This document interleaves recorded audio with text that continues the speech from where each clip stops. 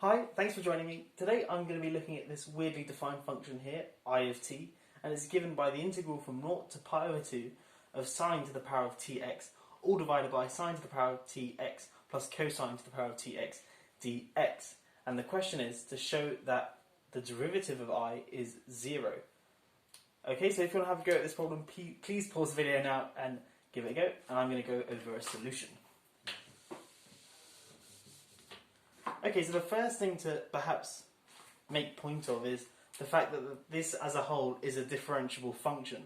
And now that's not something that's immediately obvious, and in fact it's not something that I'm going to prove.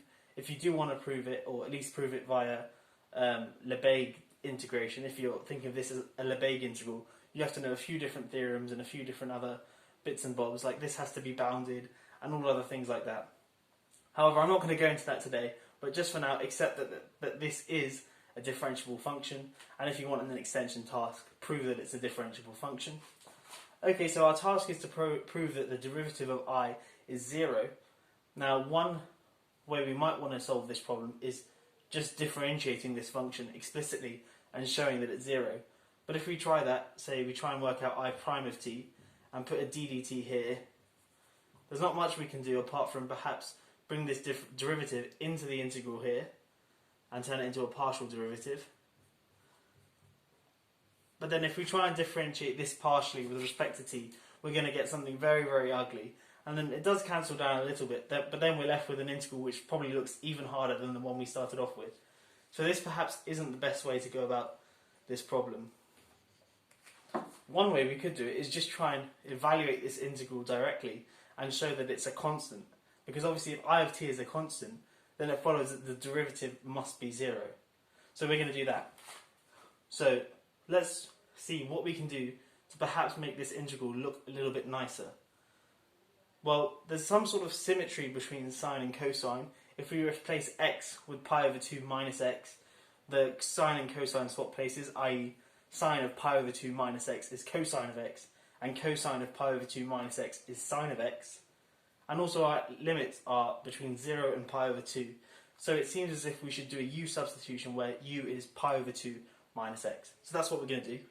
So let u equal pi over 2 minus x. Then our integral I of t becomes the integral from, well, when x is 0, u will be pi over 2. And when x is pi over 2, u will be 0. Now sine of x to the power of t, well, sine of x is going to be sine of pi over 2 minus u. But sine of pi over 2 minus u is cosine of u. So this thing here is cosine to the power of t of u. And then we're dividing by, again, sine to the t of x is cosine to the power of t of u. And then again, cosine of x will be cosine of pi over 2 minus u. And cosine of pi over 2 minus u is just sine of u. So this thing here becomes sine to the power of t of u. And then dx is just minus du. But we can use this minus here to flip the order of integration, or the limits of integration, sorry. And so this is just the integral from 0 to pi over 2 of this thing here. Now it doesn't look like we've done much. However, this function here looks quite similar to this function here. And in fact, we can replace the u's with x's, or with any letter we want, because it's just a dummy variable. So if I swap all these u's here for x's, like so, I see that this is the exact same function as that, except instead of putting sine to the power of t of x at the top, I've got cosine to the power of t of x on top. But we've got on the bottom sine and cosine for each of them. So perhaps if we were to add these two integrals together and use the linearity of the integral to bring them into one integral, perhaps there'll be a nice cancellation. So that's exactly what we'll do. We'll add this line and this line together. So if we add this and this on the left hand side, we just get 2 times I of t.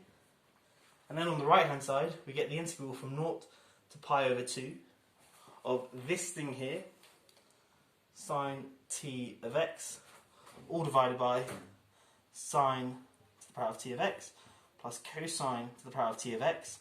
Then we're adding on this thing here, because it's we can bring the two integrals into one integral by linearity and the limits are the same.